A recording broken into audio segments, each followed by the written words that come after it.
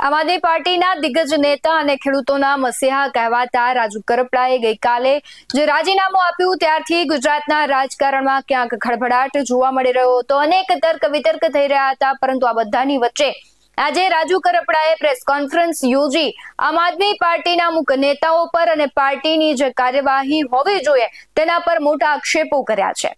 નમસ્કાર, Gujarat BS9 TV ન્યૂઝમાં આપની સાથે હું ભગવતી વિશાવડિયા।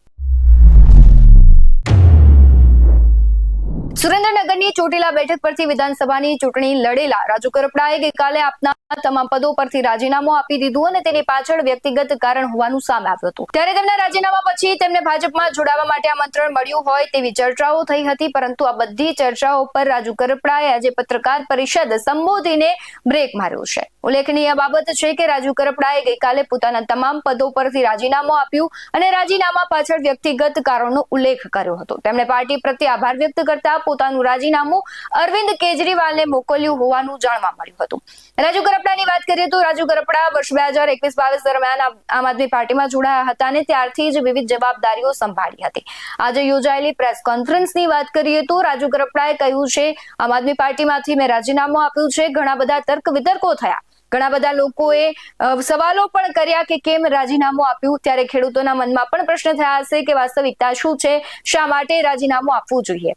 તો આજે તેમણે પ્રેસના માધ્યમથી તેમણે કહ્યું કે ખેડૂત મિત્રો સુધી પહોંચવા માંગુ છું। રાજુ કરપડાએ જણાવ્યું કે ક્યાંક ને ક્યાંક રાજુ કરપડાને જેલમાંથી બહાર કઢાવવાની જગ્યાએ પ્રદેશમાં રહેલી એક બે વ્યક્તિએ રાજુ કરપડાને જેલમાં વધારે ફસાવવાના પ્રયત્ન કર્યા। વધુમાં તેમણે કહ્યું છે કે હું મૂંગો બેઠો જ સારું છું અને જો હું મોટું ખોલીશ તો લોકોને જવાબ દેવા લાયક તમે નહીં રહો, કારણ કે જે પણ મેં જેલમાં અનુભવ્યું છે, સાથે જ પાછળથી જે ગેમ રમાય છે એ ક્યારેય સ્વીકારી ન શકાય તેવી હતી। સાથે તેમણે મનોજ સોરઠિયા અને ગોપાલ ઇટાલિયા પર ઇનડાયરેક્ટલી આક્ષેપ કરતા કહ્યું છે કે આમ આદમી પાર્ટી બી ટીમ નથી ભાજપની, પરંતુ આ બે વ્યક્તિ ક્યાંક હોઈ શકે અને સાથે જ આમ આદમી પાર્ટીને આ બંને વ્યક્તિઓ ઉભા નહીં થવા દે। શું કહી રહ્યા છે રાજુ કરપડા, તેના પર નજર કરીએ।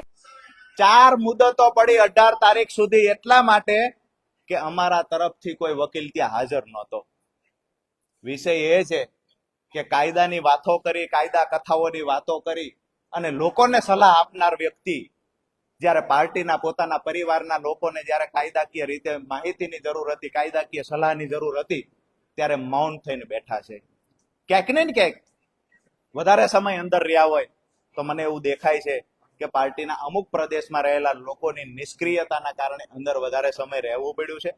જે મદદ કરવાની હતી ત્યાં મદદ કરવાની જગ્યાએ ક્યાંક ને ક્યાંક નુકસાન કર્યું છે। એટલે મેં નક્કી કર્યું છે કે બે રાજકીય પાર્ટીઓની લડાઈમાં ખેડૂતોના થતા કામ અટકી રહ્યા છે, તો બિન રાજકીય રીતે ખેડૂતોની સાથે રહીએ અને આવનાર સમયમાં ખેડૂતોના કામ કરીએ।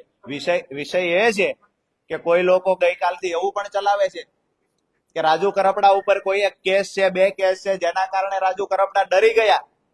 આ કેસ 10 વર્ષ જૂનો કેસ છે અને ત્યાર પછી હું જાહેર જીવનમાં આવ્યો ને ડંકાની ચોટ પર હળદરના કાર્યક્રમ સુધી હું લડ્યો છું। ક્યારેય મારા ચહેરા ઉપર કોઈ કેસનો ડર દેખાયો નથી અને જેલનો ડર નહોતો રાજુ કરપડાને પહેલા, નહોતો આવનાર સમયમાં। હું આજે પણ કહું છું કે જ્યારે ખેડૂતો પર અન્યાય થશે તો બિન રાજકીય રીતે આંદોલન રાજુ કરપડા કરશે। જ્યારે પણ ખેડૂતોનો અવાજ આવશે કે અહીંયા અમારે મદદની જરૂર છે, તેને ખંભે ખંભો આપવાની તૈયારી રાજુ કરપડાની છે। અને જે લોકોને ડર હતો કે આંદોલન દરમિયાન કેસ થશે, એ લોકો તો હળદળથી આવવાથી દૂર રહ્યા છે। અમે ખેડૂતોને કમિટમેન્ટ આપ્યું હતું હું હળદળમાં આવીશ અને હું એનકેન પ્રકારે હળદળ પહોંચ્યો છું। એટલે જૂના કેસની કોઈ વાતો કરતા હોય તો લગભગ હું એવું માનું છું કે રાજકીય પાર્ટીમાં જોડાયેલા નેતાઓ 50% થી વધારે એવા છે જેના પર કેસ છે અને કેસ ચાલતો હોય તો એમાંથી નીકળવા માટેના 25 પ્રકારના લોકશાહીમાં દરવાજા છે। જી આજે ચૂંટણી લડવાની મેં કોઈ વાત નથી કરી। મારી વાત એટલી છે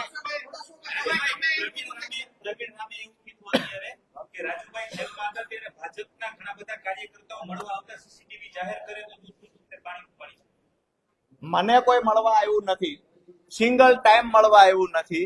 મારી મુલાકાત ઓલરેડી મારા પરિવારને અઠવાડિયે એકવાર આપવામાં આવતી હતી। આનાથી વિશેષ બીજા મારા સંબંધીઓને પણ મુલાકાત દેવામાં નહોતી આવતી। તો ભાજપના નેતા મળવા આવતા, ફલાણા લોકડા ઢીકડા નેતા મળવા આવતા હતા। ગઈકાલથી આજે ચલાવવામાં આવે છે, કેસવાળી વાત ચલાવવામાં આવે છે। મને ક્યાંક ને ક્યાંક એવું લાગે છે કે રાજુ કરપડા આમ આદમી પાર્ટીને મજબૂત બનાવવા માટે 2021 થી 25 સુધી કામ કર્યું ત્યારે રાજુ કરપડા સારો હતો. આજે રાજુ કરપડાએ કહ્યું મારે આમ આદમી પાર્ટી સાથે અમે કામ નથી કરવું, તો રાજુ કરપડા ખરાબ થઈ ગયું. હેમંતભાઈ ખવા ભાઈ, અમારે ચૈતરભાઈ, આ લોકોએ સપોર્ટ આપવાના પૂરતા પ્રયત્ન કર્યા. ઈશુદાનભાઈ છે તો એના માટે પણ મને એવું નથી લાગતું કે એને પણ ક્યાંય નેગેટિવ કર્યું હોય, પરંતુ જે વ્યક્તિ માટે થઈને અમે રાત દિવસ મહેનત વિસાવદરમાં કરી હતી એ માણસ એની ફરજ ચૂકી ગયા છે. 4.5 મહિના અમે લોકો જેલમાં રહ્યા, વારંવાર મેસેજો આપ્યા છે. અઠવાડિયામાં 3 ફોન અમારા પરિવારને થતા નિયમ મુજબ. આ 3 ફોનમાં અમે પરિવારને વારંવાર કહ્યું છે પાર્ટીને કહો અહીંયા કોઈ લીગલ વકીલને મોકલે, વકીલ સાથે અમારે ઘણા બધા સમાચારની આપ લે કરવી છે. આજે દુઃખ સાથે કહેવું પડે 4.5 મહિનામાં એક પણ વખત વકીલ મુલાકાત જેલમાં પાર્ટી તરફથી ન થઈ. જી સોરી, ગોપાલભાઈએ કોઈ કોન્ટેક્ટ ત્યાં તો નથી કર્યો, પણ અમને વચ્ચે જાણવા મળ્યું હતું પ્રવીણભાઈની મુલાકાત કરવાની ટ્રાય કરીને મુલાકાત ન આપી. મુલાકાત ન આપી એ ખબર ને એમને ટ્રાય કરીને એ પણ અમે જેલમાં ગયા પછી 2 મહિના પછીની ટ્રાય હતી.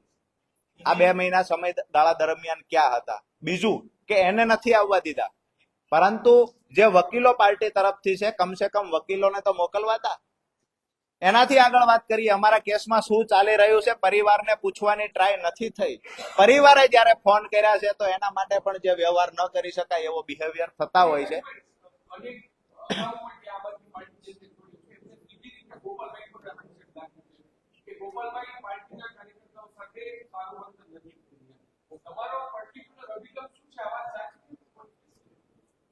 મેં પહેલા જ કહ્યું કે જે મોઢે પાન ચાવ્યા એ મોઢે કોલસો ચાવવાનો મતલબ નથી, પરંતુ પાર્ટીમાંથી જે લોકો ગયા છે એને ક્યારેય લગભગ બીજા કોઈની વાત નથી કરી. શા માટે એને તકલીફ છે એ મને સમજાતું નથી, પણ હું એક વાત ચોક્કસથી કહીશ કે ગોપાલભાઈ આમ આદમી પાર્ટીને ક્યારેય ઊભી નહીં થવા દે. તમારું શું માનવું છે કમેન્ટમાં જરૂરથી જણાવજો. બાકી આવા જ વધુ અહેવાલો સાથે ફરી મળતા રહીશું. તમે અમારી યુટ્યુબ ચેનલને સબસ્ક્રાઇબ કરવાનું, અમને ફેસબુક અને ઇન્સ્ટાગ્રામ પર ફોલો કરવાનું ભૂલશો નહીં. બાકી અવનવી અપડેટ્સ મેળવવા માટે આપ જોતા રહો OBS 90 ન્યૂઝ. નમસ્કાર.